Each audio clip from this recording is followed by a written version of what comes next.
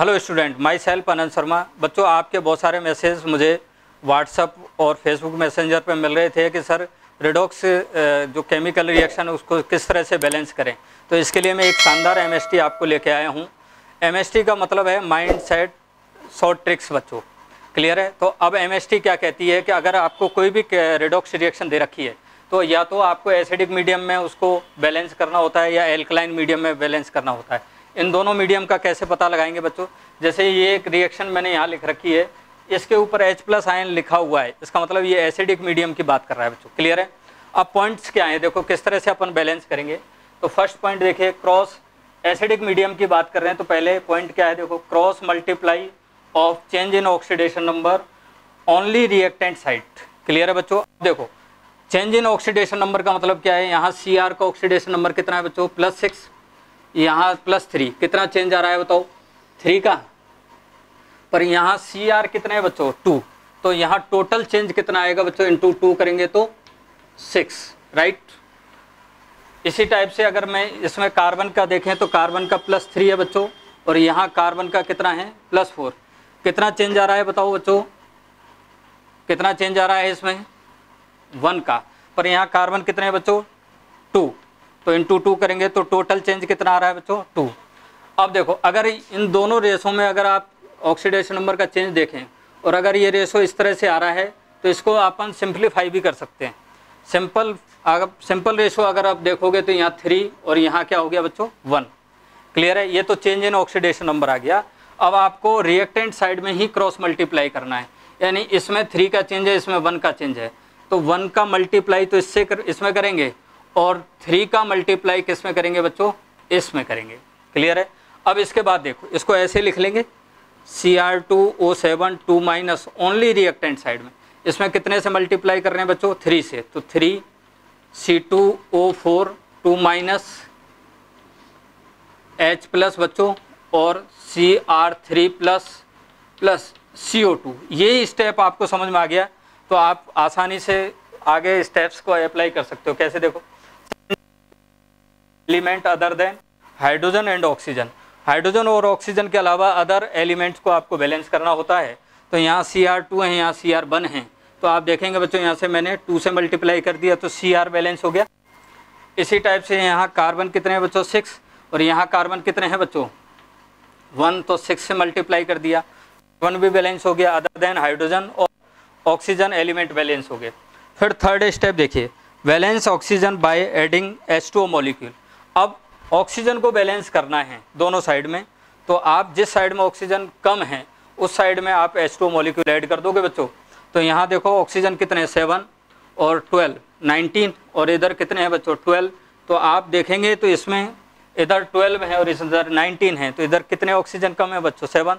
तो 7 water molecule आपने add कर दिया, राइट बच्चों। अब नेक्स्ट स्टेप देखिए, balance hydrogen by adding of H+ ion. अब हाइड्रोजन को बैलेंस करना है तो इधर हाइड्रोजन 0 है और इधर कितने हैं बच्चों? 14। तो आप बैलेंस ऑफ हाइड्रोजन करोगे तो कितना आ गया बच्चों? 14 H+ इधर ऐड कर दिया। तो देखो बैलेंस्ड इक्वेशन क्या आया? Cr2O7 2- plus 3 C2O4 2- plus 14 H+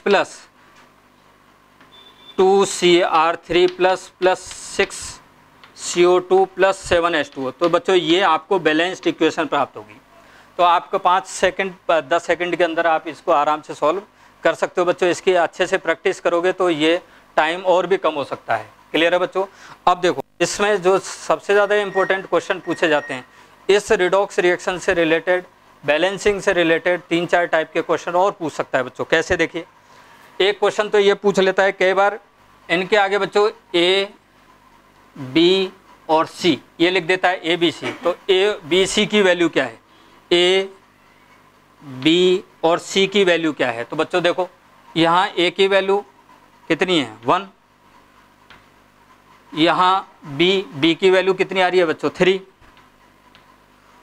और H+ आयन के साथ C लिखा हुआ है तो यहाँ कितना आ रहा है बच्चों? H+ आयन के साथ देखिए तो यहाँ आ रहा है 14, राइट बच्चों। ये क्वेश्चन तो ये पूछा जाता है इसका रेशो क्या है। क्लियर है? दूसरा क्वेश्चन ये पूछा जा सकता है इस रिएक्शन के लिए, एसिडिक मीडियम के लिए H2SO4 के कितने मोल्स की रिक्वायरमेंट होगी बच्चों? तो देखो एक H2SO4 1 मोल ऑफ H2SO4 कितने H प्लस आयन देगा बच्चों? 2। और आपको चाहिए कितने? 14। इसका मतलब इसके कितने मोल चाहिए आपको? 7 मोल्स। आपसे इसमें ये भी क्वेश्चन पूछ सकता है कि HCl के कितने मोल्स की रिक्वायरमेंट होगी? तो आप देख सकते हो कितने मोल्स की रिक्वायरमेंट होगी। एक H प्लस आयन दे रहा है ये, और आपको 14 H प्लस आयन चाहिए, तो इसके लिए कितने मोल्स चाहिए बच्चों? 14 मोल्स। एक और क्वेश्चन ये पूछ सकता है कि इस बैलेंसिंग रिएक्शन की स्टोइकोमेट्री से अपन एक क्वेश्चन ऐसा भी सॉल्व कर सकते हैं कि 1 मोल Cr2O7 2- से रिएक्ट करने के लिए ऑक्सिलेट आयन कितने चाहिए बच्चों? 3 मोल्स। बच्चों समझ में आता है आपको? 1 मोल्स के लिए कितने रिक्वायर्ड ऑक्सिलिक एसिड चाहिए बच्चों? 3 मोल। क्लियर है? और उल्टा पूछ ले तो इसके 1 मोल के लिए कितना चाहिए बच्चों? तो आप जानते हो 3 मोल्स के लिए चाहिए 1 मोल, तो 1 मोल के लिए कितना चाहिए बच्चों? 1/3। एसिडिक मीडियम में आपने देख लिया बच्चों। अब एल्कलाइन मीडियम में, आप एल्कलाइन मीडियम में अगर अपन बैलेंस करें बच्चों, तो एल्कलाइन मीडियम के लिए मैं बहुत इंपॉर्टेंट रिएक्शन आपको बता रहा हूँ बच्चों। नीट और जेई के हिसाब से ये एग्ज़ाम में भी आ सकती है बच्चों, इसको इसलिए आपको अच्छे से इसको देखना है। और रिएक्शन क्या है? P4 plus OH minus ion PH3 plus H2PO2 minus. Right बच्चों? अब बताइए कौन से मीडियम में है ये? एल्कलाइन मीडियम में OH है, बेसिक मीडियम है बच्चों। अब आप दूसरा इसको देखेंगे तो स्पेशल रिएक्शन है बच्चों। यहाँ इसका ऑक्सीडेशन नंबर 0 है, यहाँ क्या हो गया बच्चों? -3। क्लियर है? यहाँ 0 है, तो यहाँ इसका ऑक्सीडेशन नंबर कितना है बच्चों? +1। तो आप देख रहे हो कि 0 से -1 रिडक्शन हो रहा है और 0 से +1 ऑक्सीडेशन हो रहा है। तो एक तरीक़ा से ये डिसप्रोपोर्शनल रिएक्शन है। और ये मैंने आपको पहले बता दिया, MST ये कहती है कि किसी भी एलिमेंट का अगर मीडियम ऑक्सीडेशन नंबर है तो वो एल्कलाइन मीडियम में डिसप्रोपोर्शनल रिएक्शन शो करता है। क्लियर है बच्चों? अब इसको कैसे बैलेंस करेंगे? तो बच्चों जब भी डिसप्रोपोर्शनल रिएक्शन होती है तो उसको आप पहले से 2 पार्ट में डिवाइड कर लो। कैसे? देखो P4 ही चेंज हो रहा है किसमें बच्चों? PS3 में। और P4 ही बच्चों चेंज हो रहा है किसमें? H2PO2-। क्लियर है बच्चों? अब देखो पहला स्टेटमेंट क्या है? Cross multiply of change in oxidation number by only reactant side. अब यहाँ ऑक्सीडेशन नंबर कितना है? 0। यहाँ -3। कितने का चेंज हो रहा है बच्चों? कितने का चेंज हो रहा है बताओ? 3 का। पर यहाँ फास्फोरस कितने हैं? 4। तो इंटू 4 करेंगे तो टोटल चेंज कितना आया बच्चों? 12। राइट? इसी टाइप से इसमें देखो 0 से +1 हो रहा है बच्चों। कितना चेंज हो रहा है? 1 का। और फास्फोरस कितने हैं? 4। तो 1 इंटू 4 करेंगे तो कितना आ रहा है बच्चों? 4। क्लियर है? और आपको इसमें देखा सिंपल रेशो भी बन सकता है, ये 3 और ये 1। अब आप क्या करोगे? 1 का मल्टीप्लाई तो इसमें करेंगे और 3 का मल्टीप्लाई इसमें करेंगे। तो देखो 1 का मल्टीप्लाई किया तो P4 और इसमें 3 का मल्टीप्लाई करेंगे तो +3 P4। राइट बच्चों? मैंने आपको बोला है ओनली रिएक्टेंट साइड में ही करना है। अब आप इसको चेंज करेंगे तो किस में चेंज हो रहा है? PS3 plus H2PO2-। राइट बच्चों? क्लियर है? अब उसके बाद देखो balance elements other than hydrogen and oxygen. Hydrogen और ऑक्सीजन के अलावा आपको बैलेंस करना है। तो देखो ये फास्फोरस ये इसमें चेंज हो रहा है फॉस्फीन में। तो आप यहाँ देखोगे तो ये 4 है, यहाँ 1 है, तो 4 से मल्टीप्लाई कर दिया। ये फास्फोरस इसमें चेंज हो रहा था बच्चों, तो टोटल फास्फोरस कितने हो गए? तो 12। तो आप यहाँ 12 से मल्टीप्लाई कर दो। क्लियर है? बात समझ में आ रही है आपको? अब जब आपने अदर एलिमेंट कर दिए तो आप इनको ऐड भी कर सकते हो। तो 4 P4 आपने चेंज किया 4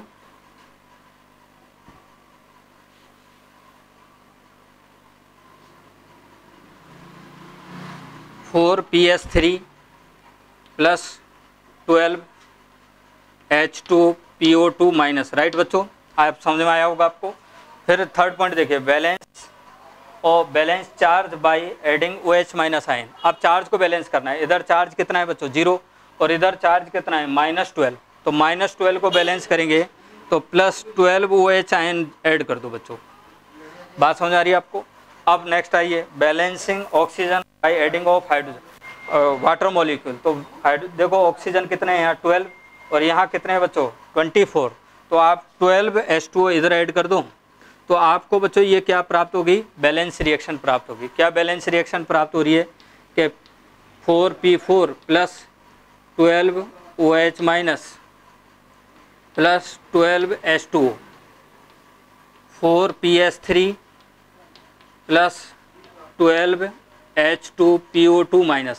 क्लियर है बच्चों?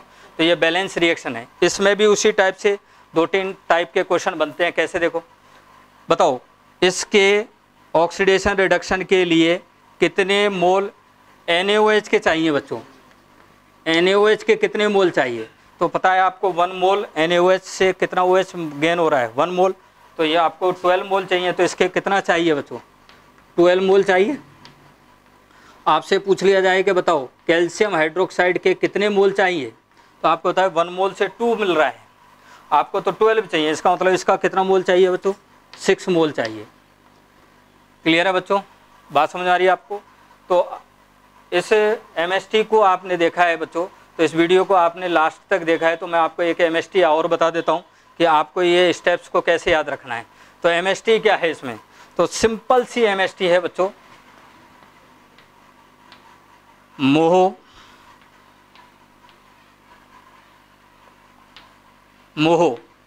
मोहो का मतलब cross multiply change in oxidation number, balance other than oxygen, balance oxygen, balance hydrogen. Clear है बच्चों? और इसकी एल्कलाइन मीडियम में क्या ट्रिक्स है बच्चों, क्या MST है? देखो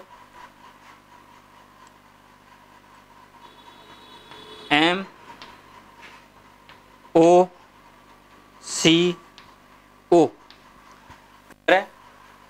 क्या है? MOCO। एसिडिक में है और एल्कलाइन में मोको। क्लियर है बच्चों? आपको ये MST समझ में आ रही होगी बच्चों। अब इस MST को अप्लाइड करके आप केमिकल जो रिडॉक्स रिएक्शन है इसको आसानी से बैलेंस कर सकते हो बच्चों। आपको अगर ये ट्रिक समझ में आई हो तो आप please like, subscribe and comments your favourite YouTube channel mindset education hub. बच्चों एक रिक्वेस्ट और है आप लोगों से कि आपको किसी भी टॉपिक में कोई भी प्रॉब्लम है तो प्लीज़ आप कमेंट्स करें, मैं उसी टॉपिक पे आपको MST लेके आऊँगा और विद इन सेकेंड आपके सारे क्वेश्चन सॉल्व होते रहेंगे बच्चों। आपने भी देखा है कि ये MST इतनी इंपॉर्टेंट है कि आप इससे विद इन 5 या 10 सेकेंड के अंदर पूरे रिडॉक्स केमिकल रिएक्शन को आसानी से बैलेंस कर सकते हो। मुँह और मोको का कॉन्सेप्ट है। मुँह में बच्चों इस दोनों में दो तो कॉमन है, मल्टीप्लाई वाला और अदर देन ऑक्सीजन वाला, ये तो दोनों में कॉमन है। बस आपको ध्यान देना है एसिडिक में पहले ऑक्सीजन को बैलेंस करते हैं फिर हाइड्रोजन को बैलेंस करते हैं, वहीं एल्कलाइन मीडियम में पहले चार्ज को बैलेंस करते हैं और फिर ऑक्सीजन को बैलेंस करते हैं और बैलेंस रिएक्शन आपको गेन हो जाती है। क्लियर है बच्चों? आपको ये ट्रिक समझ में आई हो तो please like, subscribe and comments your favourite YouTube channel mindset education hub. Thank you.